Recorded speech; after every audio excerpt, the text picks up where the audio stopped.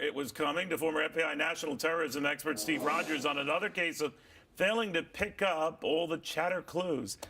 Steve, very easy to play Monday morning quarterback here, but we're getting signals.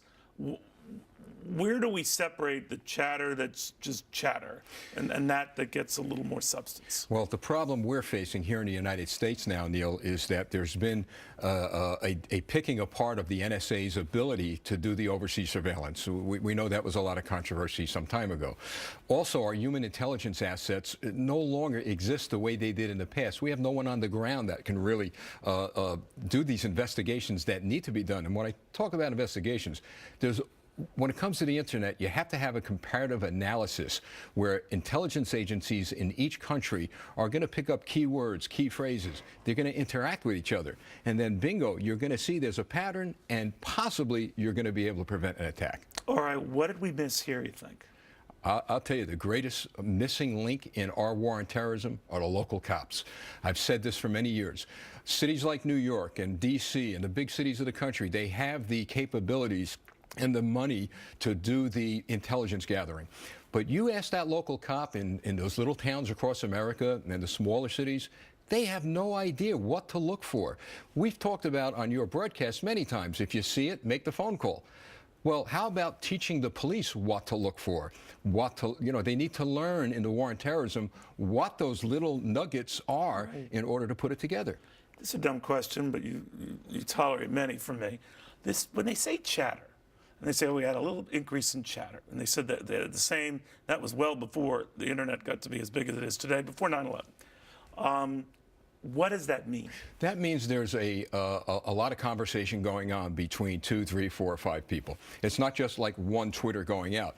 That Twitter that goes out may go to 100,000 people, and there's going to be a lot of interaction. So they're going back and forth, going back and forth. And now the NSA would pick that up, and there's where your key phrases are. Hey, look, they're using this term, and now he's using the same term, and he's using the same term. And they use coded words, right? Yes, they don't want to say bomb. They don't want to say destroy, attack a museum, or as they did in Tunisia. But smart guys know, for example, the NSA, how to put it together. That's right. The NSA, the FBI, and I could share this with you because I believe it.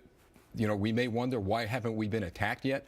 I really believe the FBI and the CIA and our intelligence agencies have done a grand job. There's a lot we don't know, but I really believe they prevented an attack. But how long is that going to last? Yeah, like you reminded, they only have to be right once. And I believe they're here. And Catherine just said a very key phrase, command and control. They may have had a command and control headquarters or center in Tunisia. You got to wonder, are they developing one here? Now, would that be then run by a lone wolf or executed by a lone wolf? I believe that it will be run by I believe ISIS is a military operation, all right? I believe that they will recruit from within. I thought they were just a JV team. Yeah, right. Well, we've learned they're the varsity team. I believe that they're working very hard to recruit here in the United States because that lessens the risk of someone being caught coming over here. So you get a team. All you need is a team of about 6 to a dozen people, arm them, then plan and then execute. But before that's done, and this is where the local police and the people come in, they've got to do reconnaissance, Neil. They've got to do that for a successful operation. And most of them have in common the fact that they're not afraid to die. They're not afraid to die. They're not afraid at all. But we have to show more courage and do what we must do to decapitate them. You're right. You're absolutely right. Steve Rogers, thank you very, very much. Always good seeing you. Oh, likewise. Thank you. Talk about scary, huh? Meanwhile, ICE on the hot